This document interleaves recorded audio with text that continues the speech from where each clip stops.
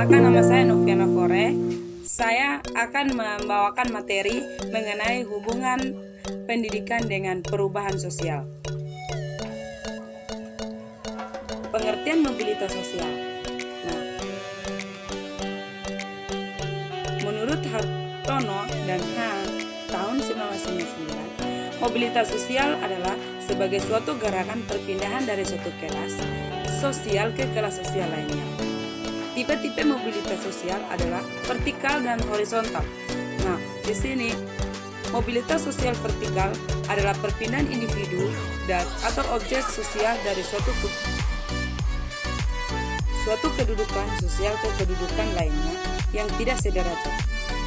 Kalau mobilitas sosial horizontal adalah peralihan individu atau objek-objek sosial lainnya dari suatu kelompok sosial ke kelompok lainnya. Selanjutnya adalah determinasi sosial. Dalam masyarakat juga terdapat saluran-saluran tertentu bagi mobilitas sosial. Melalui saluran-saluran ini, suatu status seseorang, warga bisa bergerak naik ke lapisan yang rendah ke dalam lapisan yang lebih tinggi. Saluran mobilitas sosial ini antara lain organisasi, pemerintah, keagamaan, ekonomi, pendidikan, angkatan bersenjata, ekonomi, keahlian, dan perkawinan.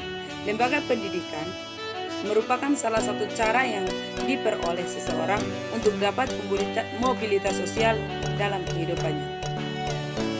Yang ketiga adalah mobilitas sosial melalui pendidikan. Dalam realita kehidupan zaman sekarang, banyak yang ditemukan bahwa orang-orang yang meningkat status sosialnya disebabkan pendidikan yang diperoleh. Semakin tinggi pendidikan seseorang, maka akan semakin tinggi pula peluang dan memperoleh status yang lebih baik. Misalnya tamatan SMA. Nah, ketika seseorang yang baru tamat SMA, yang pastinya dia tidak bisa bekerja di suatu lembaga yang lebih tinggi atau suatu instansi.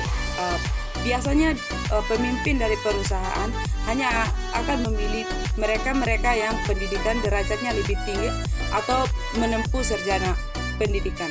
Nah, kalau untuk kita yang sebagai SMA, maka dari situ dia punya peluang usahanya akan lebih menurun dibandingkan dengan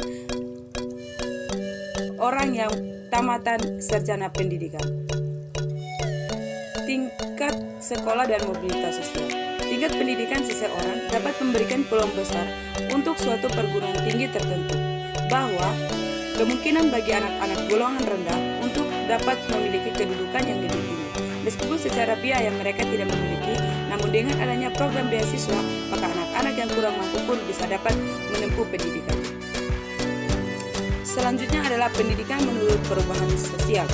Menurut undang-undang, semua warga sama hak dan sama kewajiban terlihat di hadapan undang-undang. Dalam kenyataan, tak dapat disangkal adanya perbedaan sosial itu yang tampak dan sikap rakyat biasa terbesar, orang miskin terhadap orang kaya, pembantu terhadap majikan, pegawai rendah terhadap atasan.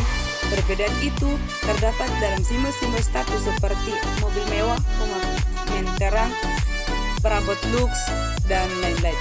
Pendidikan bertujuan untuk membekali setiap anak agar masing-masing dapat maju dalam hidupnya, mencapai tujuannya baik dan mencapai cita-citanya setinggi mungkin.